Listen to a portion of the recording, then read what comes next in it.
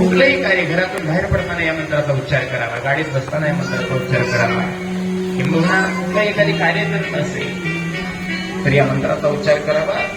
त्यानं बहुधा तर अपयश पत्रात पडत नाही, कुठली हानी होण्याची शक्यता नाही. हे मंत्राचं सामर्थ्य आहे लक्षात घ्या. महामृत्युंजय मंत्राच्या माध्यमातून गणपती बाप्पाला पुन्हा उठवण्यात येतं आणि उठवल्यानंतर माता पार्वती म्हणते, आता माझी अट अशी आहे की माझ्या गणेशाला प्रथम पूजेचं स्थान दिलं पाहिजे. पहिली आठ उठवायची आणि दुसरी आठ प्रथम पूजेची. त्यावेळेला चंद्रासारखे आणि इंद्रासारख्या देवांनी मानाखाली घातल्या, कारण की गणेशाच्या वधाच्या अगोदर पूर्वी देवतांमध्ये प्रथम पूजा ही स्वर्गातल्या राजाची म्हणजे इंद्राची व्हायची. आपण श्रीकृष्णाच्या भगवद्गीतेमध्ये म्हणजे भागवतामध्ये ही ती कथा ऐकली असेल बघा. बाललीला करत असताना है ना, ज्यावेळेला पर्वताला आपल्या करंगळीवरती श्रीकृष्णाने उचललं होतं त्यावेळेला हा प्रसंग आलेला. तेव्हापासून म्हणजे इंद्राची पूजा केली जायची. पण ज्या वेळेला गणेश महाराजांना प्रथम पूजेचा मान मिळाला, इंद्राने मान खाली घातली, आपलं स्थान गेलं. आता आपल्या हातातून ते स्थान निघून गेलं. शेवटी वाचायचं होतं, निवारण करायचं होतं, होकार दिला आणि भगवंतांनी सगळ्या देवतांच्या सहमतीने गणेशाला प्रथम पूजेचं स्थान दिलं. म्हणून तेव्हापासून कुठलंही कार्य करत असताना शुभ कार्य आपण गणपतीची पूजा करूनच करतो. गणपतीचं प्रतीक म्हणून आपण सुपारी ठेवतो, प्रतीक म्हणून, आणि त्याची मूर्ती सगळीकडे आपण पूजा करू शकत नाही, म्हणून त्याचं एक प्रतीक म्हणून श्री गणेशाय नमः एवढं म्हणावं आणि बाकी सगळं म्हणावं. अक्षर ज्ञान होण्यासाठी सुद्धा लहान लेकरांच्या शाळेमध्ये आम्ही पाठवतो ना, यांच्या पाठीवर सुद्धा, यांच्या पुस्तकावर सुद्धा जे लेकरं पहिल्यांदा शाळेत जात असतील त्यांना 2 मंत्र म्हणायला लावायचे. एक पैसा आहे गणेश मंत्र, गणेश स्तवन त्याला म्हणतात, आणि दुसरं आहे शारदेचं स्तवन, जी विद्याची आदी देवता आहे. लहान लेकरांना शाळेत पाठवत असतात. म्हणून प्रथम पूजेचा मान गणपती बाप्पाला मिळाला, म्हणून तेव्हापासून प्रत्येक पूजेमध्ये गणपती बाप्पाची पहिल्या पूजेची स्थापना केली जाते आणि मगच सगळी पूजा केली जाते. जिथं गणपती बाप्पाची स्थापना नाही, त्यांचं प्रत्येक पूजन नाही, त्यांच्या नामाचा उच्चार नाही, ती पूजा कितीही जरी मोठी असली तर ती निरुपळ ठरली जाते. म्हणून गणेश महाराजाला प्रथम प्राधान्य तेव्हापासून आहे. पाहता पाहता काळ पुढे झाला, दोघंही भाऊ मोठे झाले, झालेले आहेत आणि दोघांच्या लग्नाचा विचार चालू झाला.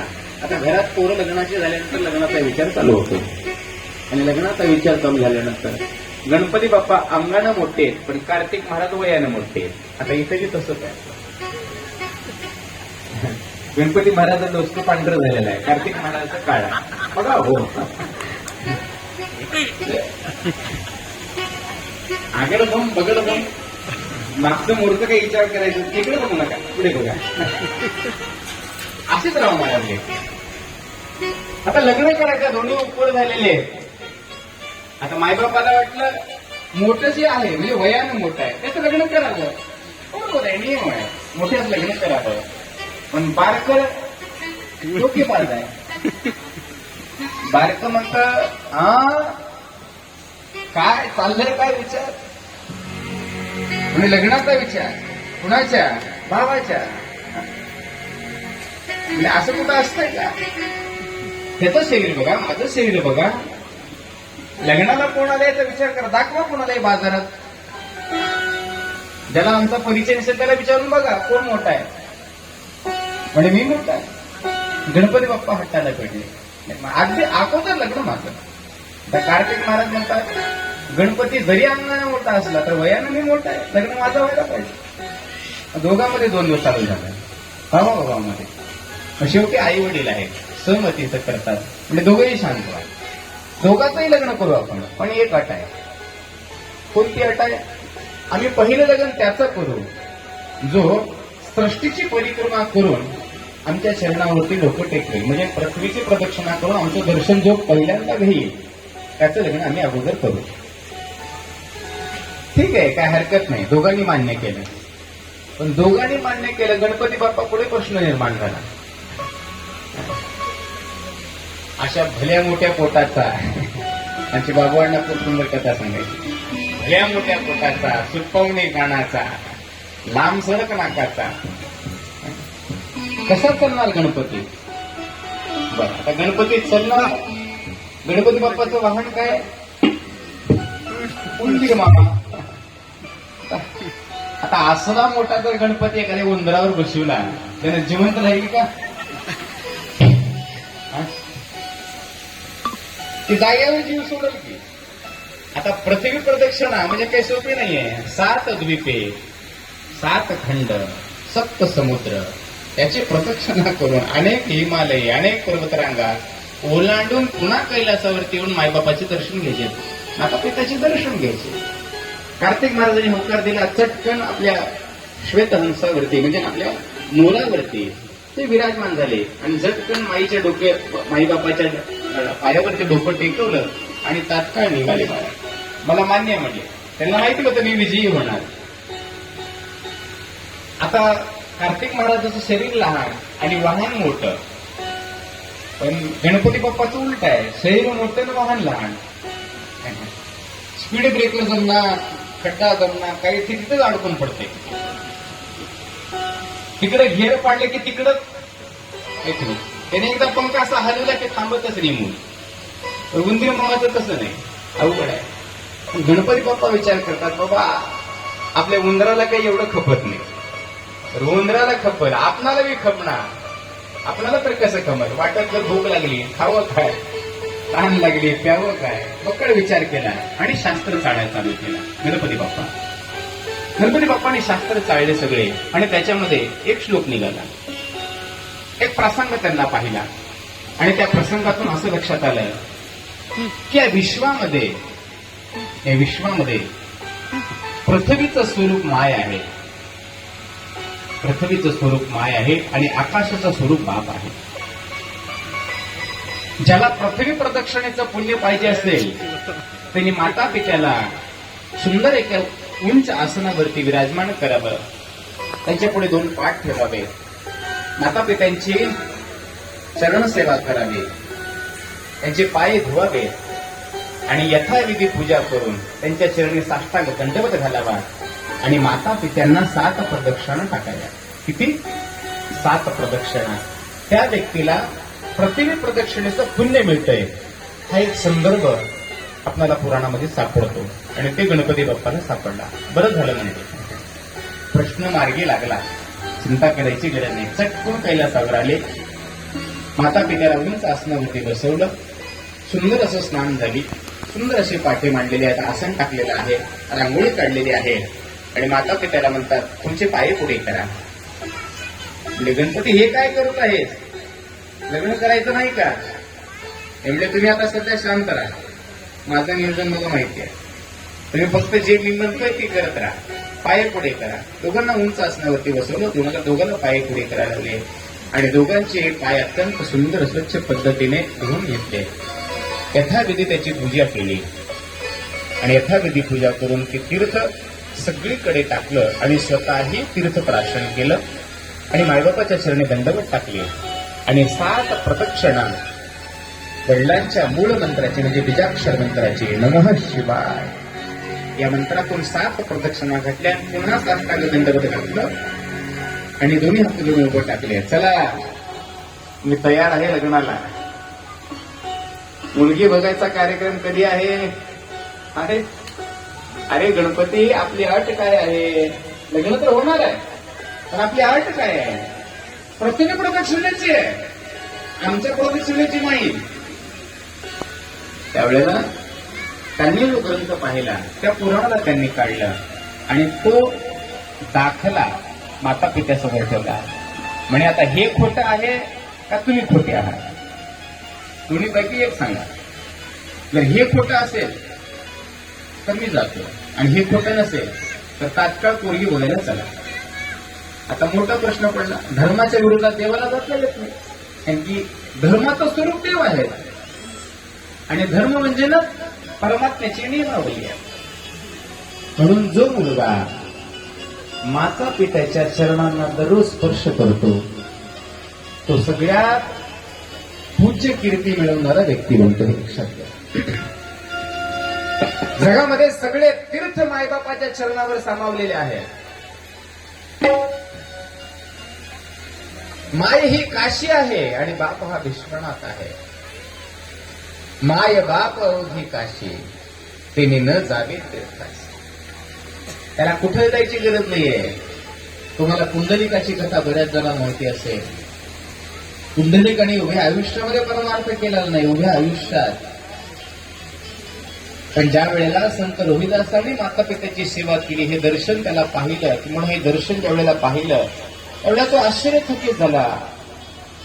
आणि संत रोहिदासाच्या सेवेला पाहून त्यांनी प्रश्न निर्माण केला.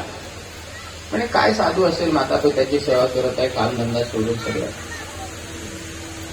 त्यावेळेला सेवा संपन्न झाली, मायबाप झोपले, डोकी उचलून बाजूला ठेवले. त्यावेळेला त्या झोपडीमध्ये गंगा, यमुना आणि सरस्वती तिन्ही नद्या आल्या. अत्यंत मळक्या अवस्थेमध्ये होत्या, लहान अवस्थेमध्ये होत्या. मध्ये गेल्या. संत रोहिदासाच्या चरणावर डोकं टेकवलं. कोणी कोणी? गंगेनी, यमुनेनी, सरस्वतीनी. आणि त्या अत्यंत पवित्र झाल्या आणि अत्यंत अशा स्वर्गातल्या देवांगणा झाल्यासारख्या शुचिभूत होऊन बाहेर आल्या.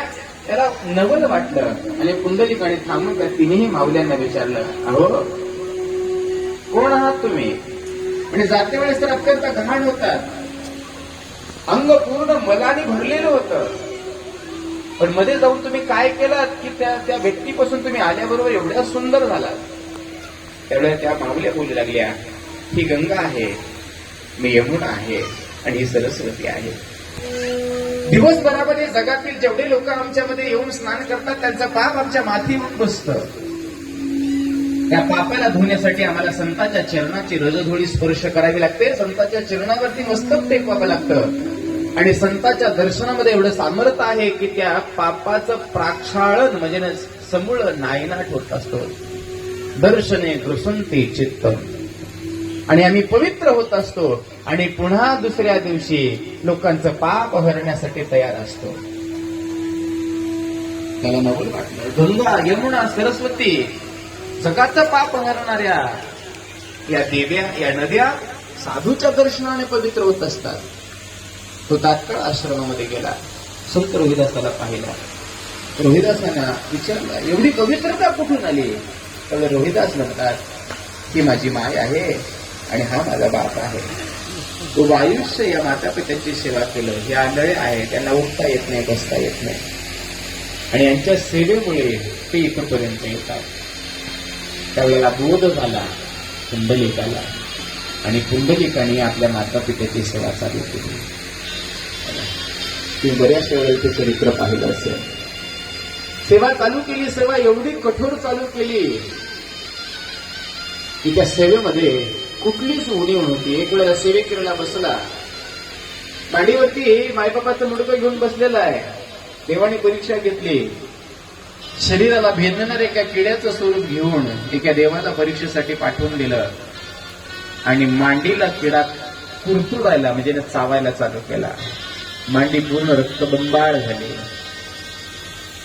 पण आईवडिलांच्या सेवेमधून एक क्षणही विचलित झाला नाही. देव प्रसन्न झाले आणि कर्नाटकातून पांडुरंग पंढरपूरला आले. आमचे कर्नाटकचे आहेत पांडुरंग बरं का. फक्त महाराष्ट्राच्या पुंडलिकाला दर्शन देण्यासाठी आलेले आहेत. पुंडलिका भेटी परब्रह्म आलेला. पुंडलिकाच्या भेटीसाठी आलेले. कानडा विठ्ठल तिथून आलेले आहेत. पांडुरंग मागे थांबलेले आहेत. पुंडलिकाला हाक देत आहेत, अरे पुंडलिका, अरे बाबा मी खूप दुरून आलोय, तुझ्या दर्शनासाठी आलोय, तर माझ्याकडे मान वळून बघ. आईवडिलांचं डोकं मांडीवरती आहे. त्यावेळेला पुंडलिक म्हणतात, तुम्ही कोण असताल अतिथी? काही हरकत नाही, तुमचं स्वागत आहे, पण मी माझ्या माता पित्यांच्या सेवेमध्ये आहे. मला ते जोपर्यंत गाढ झोपेमध्ये राहणार नाही, जाणार नाही, तोपर्यंत मला हलता येणार नाही. तोपर्यंत तुम्ही जिथे आहात तिथेच थांबा. जवळ असलेली ईट उचलली आणि अशीच मांडी बेरकावली ना. त्याच विटेवर आजही पांडुरंग पंढरपुरामध्ये उभे आहेत. अशी मायबापाची सेवा हे दाखले गणेश महाराजांनी दिले. आणि मग माता पित्यांना स्वीकार करावं लागलं. बरोबर आहे. त्यावेळेला गणपती बाप्पाची युक्ती सर्वश्रेष्ठ ठरली. म्हणून ती माता धन्य आहे, तो पिता धन्य आहे, ज्या मातेच्या ज्या पित्याच्या पोटी अशी रत्न जन्माला येतात. धन्य माता पिता धन्यो धन्य गोत्र कुलोद्भव, धन्याच वसुधा देवी यत्र साध्य देव भक्तता, यत्र साध्य ईश भक्तता, यत्र साध्य गुरु भक्तता. ज्या घरामध्ये असे संस्कार संपन्न संतती जन्माला येते ती माय धन्य असते, हे लक्षात घ्या. तो बाप धन्य असतो, ते कुळ धन्य असतं, ते वंश धन्य असतं, ते पूर्ण भूमी धन्य होते महाराज. अशा एका कर्तृत्ववान मुलाच्या जन्मण्याने. म्हणून माता पिताची सेवा सर्वश्रेष्ठ सेवा आहे जगामध्ये. ही माय एक वेळेला अश्रू ढाळलेली आहे, हे लक्षात घ्या. एक वेळेला. आणि तो दिवस, ती काळ, ती परिस्थिती होती ज्या दिवशी या देहाला जन्म दिला त्या माईने. इथं बसलेली प्रत्येक माय असेल, या शरीराला ज्या दिवशी त्या माईने जन्म दिली त्या दिवशी नरक यातना भोगून आलेली ही माय आहे. ज्या पोटी त्या बाळाने जन्म घेतला असेल त्या बाळाचं कर्तव्य आहे की उभे आयुष्यात पुन्हा त्या माईच्या डोळ्यात अश्रू येता कामा नये याची दक्षता घेणं. हे मुलांचं कर्तव्य आहे, मुलींचं कर्तव्य आहे. आणि गणेश महाराजांनी ते परिपूर्णरित्या साधलं. ठीक आहे म्हणले, काय हरकत नाही, गणपती बाप्पा म्हणतात तसं योग्य आहे. त्याच वेळेला प्रजापती नामक आता पार्वतीच्या संबंधातले माहेरचे पाहुणे, त्यांच्या घरी 2 मुली आहेत. दोन्ही मुलीपैकी एका मुलीचा विवाह गणपती बाप्पाशी करावा असा विचार होता. तर गणपती बाप्पाच्या लक्षणाला पाहून प्रजापती भाळला गेला. आंधळा मागतोय 1 डोळा आणि देव देतोय. गणपती बाप्पाची लॅटरी लागली. दोन्ही मुलींनी सहमती दिली, काही हरकत नाही, हम 2 हमारा 1. दोघांनी सहमती दिली, दोघी बहिणी. दोघींनीही गणपतीशी विवाह केला. विवाह सोहळा सुंदर थाटमाटात झाला. कालांतराने 2 आपत्तीही झाले आणि कार्तिक महाराज तिकडेच बेजारे. इकडे लग्नही झालं, लेकरही झाले. महाराजाची बेजारी तिकडच. नारद महर्षी वाटतच घडली. आता नारद महर्षी म्हणले की कळीचा महाराज, कळ लावून सोडणार नारद. वाटतच घडले आणि वाटतच भेटून कार्तिक महाराज म्हणतात, कार्तिक महाराज कशाला बेजार होऊन झाला, लग्नासाठी एवढं केलं होतं. तुमचा भाऊ बघा कुठे दिसतोय का मागे तुम्हाला? अरे म्हणजे उंदीर वाहन आहे, ते कधी येणार माझ्यासोबत? अरे उंदीर सोडा, त्यांनी 2 उंदर तयार केला दुसरे, तुम्ही इकडून देजा. माईबापाने लग्न घालून दिलं, 1 नाही 2 बायका आहेत. सोन्याचा संसार कोणाला तुमचा भाऊ तिकडं, 2 पोरं झाले त्याला. मग मात्र कार्तिक महाराजाला दुःख झालं.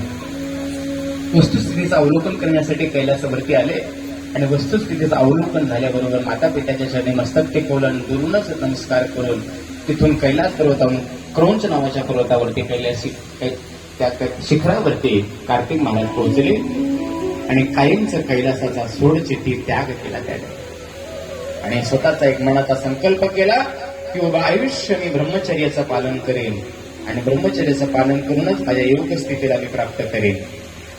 कार्तिक महाराज ते आजही ब्रह्मचारी आहेत, अविवाहित आहेत. माता पित्यांनी बऱ्याच वेळेला समजावण्याचा प्रयत्न केला, पण कार्तिक महाराजांनी संकल्प केला होता, बस म्हणले जीवनाचा जो काही भाग भोगायचा होता तो भोगला, आता इथून भोग नाही, आता इथून त्याग आहे. आणि जिथं त्याग असतो महाराज तिथं क्रांती होत असते. म्हणून कार्तिक महाराज हे आजही क्रौंच नावाच्या पर्वतावरती श्रीशैल्य मल्लिकार्जुन या लिंगाच्या 12 कोस 12 मैल अंतरावरती कार्तिक महाराजांची आजही ती भव्य अशी देवालय शिवालय आहेत. तरी गेल्यानंतर त्या ठिकाणी तुम्ही दर्शन घेत जा. आजही कार्तिक स्वामीचा अवतार म्हणून आम्ही मन्मथ माऊलीला पूजतो, ज्यांनी धर्म संरक्षण केला, धर्म संवर्धन केला, धर्माचा वाढवा केला आणि लोकांना शिवभक्ती काय आहे याचं ज्ञान दिलं. त्यांचंच प्रतिरूप म्हणून आपण राष्ट्रसंतांना पाहतो. कार्तिक याचा अवतार म्हणून राष्ट्रसंतांना पाहतो. मन्मथ माऊलीने जे कार्य केलं तेच कार्य 20व्या 21व्या शतकामध्ये वंदनीय परमगुरू आपल्या सगळ्यांची प्रेरणा, आपल्या सगळ्यांची सद्गुरू माऊली वसुंधरा रत्न राष्ट्रसंत सद्गुरू डॉक्टर शिवलिंग शिवाचार्य गुरु माऊलीने केलं. मन्मथ माऊलीचं साहित्य संशोधन केलं, त्याच्यावरती प्रकाश टाकला, प्रकाशित केलं आणि सगळ्या लोकांपर्यंत या शिवभजनाची परंपरा लोकाभिमुख केली, विश्व शिवमय केले, ग्रंथ हा परम रहस्य गुह्य प्रगट केले. अनेक संघर्षाला तोंड देऊन माऊलीने या संप्रदायाला उभं केलेलं आहे आणि अत्यंत सुंदर याचं रूपांतरित आज वटवृक्षामध्ये झालेलं आहे. पण असे कार्तिक महाराज आणि गणेश महाराजांचं चरित्र त्या ठिकाणी संपूर्ण होत आहे. याच्या माध्यमातून एक आहे, जीवनामध्ये दोन अंग जीवाला प्राप्त होत असतात, एक प्रपंचाचा अंग आणि दुसरा परमार्थाचा अंग. आज परमार्थाचा अंग जगणारे तरुण आम्हाला पाहायला मिळत नाही, पण प्रपंचाचा अंग घेऊन जगणारे बरेचसे तरुण आपल्याला पाहायला मिळतात. बरेचसे म्हणण्याऐवजी बहुधा सगळेच तरुण. त्या प्रत्येक तरुणांनी आणि तरुणींनी महाराज गणेशाच्या जीवनाचं अवलोकन करावं. महाराज गणेशांनी ज्या पद्धतीनं स्वतःला योग्य बनवण्यासाठी ज्या बुद्धीचं, ज्या कौशल्याचं, ज्या गुणवत्तेचा वापर त्यांनी जीवनामध्ये केला, अशी गुणवत्ता, अशी बुद्धिमत्ता आणि अशी योग्यता त्या तरुणांनी आत्मसात करावी आणि स्वतःला जगापुढे प्रगट करावं. पुत्र कसा असावा, माता कशी असावी, पिता कसा असावा, वंशाचं संरक्षण कसं करावं, धर्माचं संरक्षण कसं करावं, स्वतःला त्याग करून किंवा स्वतःच्या सुखाचा त्याग करून जगाला न्याय कसा मिळवून द्यावा, अशा अनेक संदर्भातून या दोन्हीही भावंडाची कथा महाराज या ठिकाणी आपल्याला सांगत आहेत. म्हणून व्यासजी सांगत सांगत हा प्रसाद सांगत सांगत आपल्यासाठी हा पुराणाचा कुमारखंड या ठिकाणी पूर्ण करत आहेत आणि पाहता पाहता आपल्या ही कथेची सांगता या कुमारखंडाच्या माध्यमातून आज या ठिकाणी पूर्ण होणार आहे. आज 7 दिवस झाला आपण या शिवमहापुराणाच्या ग्रंथाला श्रवण करत आहोत. या ग्रंथाबद्दल बऱ्याचशा लोकांमध्ये वेगवेगळे विचार होते, वेगवेगळ्या गोष्टी होत्या, वेगवेगळ्या काही संदर्भ होते. कथा अनेक आहेत हे लक्षात घ्या. शिवपुराण एक नाहीये, शिवपुराणाचे भाग हे अनेक आहेत. 18 पुराणांपैकी 13 शिवपुराण, जवळपास 18 पुराण आहेत एकूण. त्या 18 पुराणापैकी 13 पुराण हे शिवाची भक्ती कशी करावी हे ज्ञान देणारे आहेत हे लक्षात घ्या. म्हणून आज जे आपण एका पुराणाला पाहत आहोत याच्यामध्ये आपण फक्त काही भाग घेतलेला आहे. फक्त 2 संहिता सोडवलेल्या आहेत आपण 7 दिवसामध्ये. पहिली विद्येश्वर संहिता आणि दुसरी रुद्र संहिता, या 2च संहिता पाहिलेल्या आहेत. आणखीन आपल्या अशा 5 संहिता शिल्लक आहेत एका पुराणाच्या. असे 12 पुराण आहेत. म्हणून कितीही वर्ष पुराण जरी लावलो तर पुराण कधीही संपणार नाही. यालाच महापुराण असं म्हणतात, यालाच महादेवाचं पुराण म्हणतात. जे अवलोकनीय आहे, जे अवर्णनीय आहे, जे अतुल्य आहे, जे अद्वितीय आहे, जे अपरंपार आहे, जे अगणित आहे, जे दिव्य आहे, जे प्रभावी आहे, जे मेधावी आहे, जे जीवाला जीवपणापासून शिवपणाकडे शिवपदामध्ये नेणार आहे, असे महाशिवपुराण आज या ठिकाणी आपण 7 दिवसापासून श्रवण करत आहोत. अत्यंत सुंदररित्या आपल्या संयोजक मंडळींनी खूप अट्टहास करून याला उभं केलेलं आहे. सप्त्याचं नियोजन ठरलं, सगळं झालं, कीर्तनाच्या तारखी घेतल्या, आमचीही कीर्तनाची तारीख तुमच्या सप्त्यामध्ये आली, सगळं झालं. आणि अचानकच आमच्यातल्या काही व्यक्तींना असं वाटलं की आपल्या घरामध्ये, आपल्या गावामध्ये, आपल्या शंभू महादेवाच्या या अनुभव मंडपामध्ये शिवपुराण व्हावं. अशी बरीचशी मंडळी, ती यादी मला द्या म्हणलं होतं पण दिली नाहीत मंडळी. कुणाचं नाव घ्यावा हा मोठा प्रश्न आहे. पण खरंच मी आल्या दिवशीपासून पाहतोय, 7 दिवसापासून, मी जरी मुक्कामाला तुमच्याकडे नसलो पण मी आलेल्या वेळेमध्ये यांची जी धावपळ आहे, यांचं जे कार्य करण्याची पद्धती आहे, खरंच खूप कष्ट आहेत, मला खूप मेहनत आहे. आमच्या डांगी आप्पाने तर 7 दिवस आपल्या दुकानला कुलूप टाकलेलं आहे. आमचे दुसरे आप्पा धोतरवाले हे 7 दिवस मी आलो की माझ्यासोबत, मी जाईपर्यंत माझ्यासोबत. अण्णा आमचे स्नान कधी, पूजा कधी, प्रसाद कसा घ्यायचा, कुठं करायचा, काय करायचा, आमच्या सोबत भाऊ असते. या कथेसाठी विशेष संयोजक त्यांनी अत्यंत मागचा पुढचा कसलाच विचार न करता आम्ही सगळ्या गोष्टीने तयार आहोत, तुम्ही लढा असे म्हणणारे काही मोठी माणसं आमचे बाबूराव अण्णा असते. बाबूराव अण्णा 2-3 दिवस झाले बाहेरच्या कामामध्ये, जाताना मला सांगून गेले थोडं बाहेर चालले महाराज, आरतीपर्यंत येईल. आणि दुसरे यजमान ज्यांच्या घरी आम्ही काल स्नान पूजा प्रसाद घेतला, नाव आमचे संभाजी, आमचे भगिनीता आहेत. अशी काही म्हणजे निर्मळ अंतकरणाचे माणसं. म्हणजे काय असेल ते असेल, चला मोठाडी हिसाब, मागचा मागचा विचार नाही, करायचा ना करायचा, चला होऊ द्या, लागा तयारीला, काय असेल बाबा आणणार आहे की आमचे. आणि खरंच मोठे माणसं त्यालाच म्हणतात ज्याचं मन मोठं आहे, त्याचा अंतकरण मोठा आहे, त्याच्या शब्दाची उंची मोठी आहे, त्याची ज्ञानाची उंची मोठी आहे.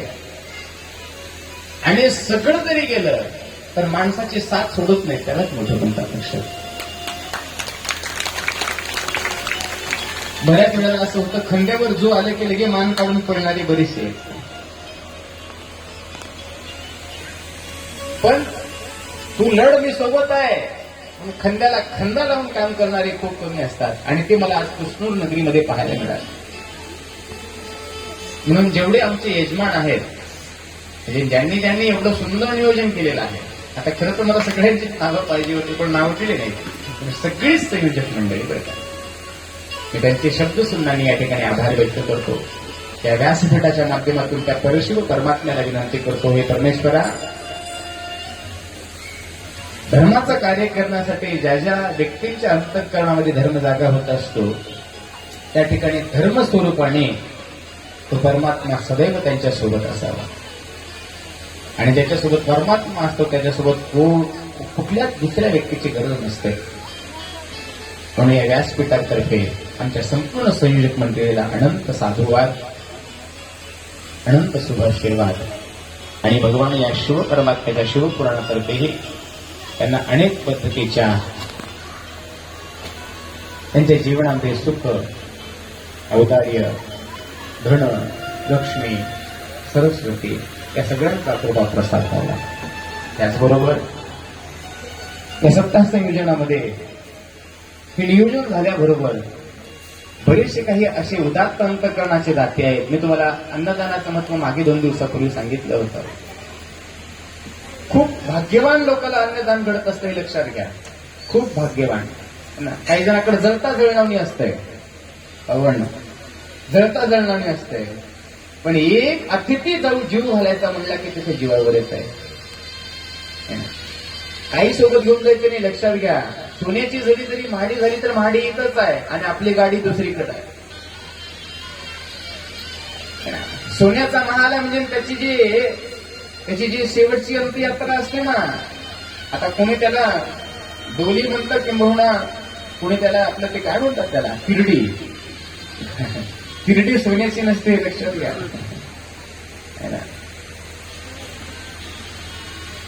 किरडी ही वास यायच्या लाकडाची असते, वास यायच्या बांबूची असते, बांबूची लाकडाची जळून जाणारी आहे. म्हणून सत्कर्मामध्ये दान द्यायला कधीही मागे पुढे बघू नका. आणि विशेष करून तर अन्नदानाला तर कोणीच विचार करू नका. अन्नदानम परम दानम, परम दान आहे ते. आणखी तुम्हाला मी सांगून गेलो, सगळ्या गोष्टी माणसाच्या जीवनामध्ये आल्या तर कधीही समाधान होत नाही, पण अन्नदानाने जो व्यक्ती संतृप्त होतो तिचा आशीर्वाद येतो. कारण की बस म्हणणारी एकच दानाची प्रक्रिया, त्याला अन्नदान.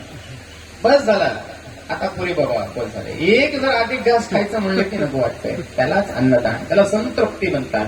म्हणून असे दाते या ठिकाणी अत्यंत आनंदाने उभं टाकले. 7 दिवसाचे प्रसाद. यजमान शुभभक्ती पारायण आदरणीय रावसाहेब देवराव कमळेवाड, कंठेवाड, त्याचबरोबर ही पहिल्या दिवसाचे यजमान आहेत. शुभोक्ती पारायण परमस्नेही संजयजी साहेबराव कंठेवाड. दुसऱ्या दिवसाचे प्रसादाचे शुभोक्ती पारायण श्रीमान गंगाधरराव शंकरराव पेंटेवाड. शुभोक्ती पारायण श्रीमान किशनराव माणिकराव कंठेवाड. शुभोक्ती पारायण रघुनाथराव दिगंबराव कंठेवाड. शुभोक्ती पारायण सुधाकर दत्तात्रय कंठेवाड. शुभोक्ती पारायण पुरुषोत्तम गंगाधर कंठेवाड. त्याचबरोबर शुभोक्ती पारायण सौभाग्यवती प्रियंकाताई अरविंद देगावे या इथल्या लेखमाती आहेत. खूप सुंदर स्वागत केलं आणि व्यासपीठालाही सन्मानित केलं आणि दररोजचे यजमान व्यासपीठाला सन्मानित करत आहेत. बरं का, तुमच्यामध्ये ही एक विशेष गोष्ट मला आवडली. येणाऱ्या अतिथीचं स्वागत करण्याची पद्धत खरंच तुमच्याकडून शिकून घ्यावी, आनंद वाटला मला. त्याचबरोबर शुभोक्ती पारायण साईनाथ बालाजी पंचलिंग. शिवहार बालाजी पंचलिंग. शुभोक्ती पारायण दत्ताराम गणपतराव सुरेवाड. शुभोक्ती पारायण प्रल्हादराव गणपतराव सुरेवाड. मला वाटतं हे आजचे प्रसादाचे आहेत का? शुभोक्ती पारायण सौभाग्यवती आमच्या रेणुकाताई दत्तराम सुरेवाड आणि शुभोक्ती पारायण रेखाताई प्रल्हादराव सुरेवाड याही उपस्थित आहेत. उद्याचे महाप्रसादाचे आहेत शुभोक्ती पारायण श्री शंकरराव महाजनराव कंठेवाड. मी तुम्हाला उपस्थितांना सगळ्यांना एक रिक्वेस्ट करतो, विनंती करतो, जेवढे प्रसादाचे आहेत ना त्या सगळ्यांसाठी अंतःकरणातून त्या टाळ्या वाजवा.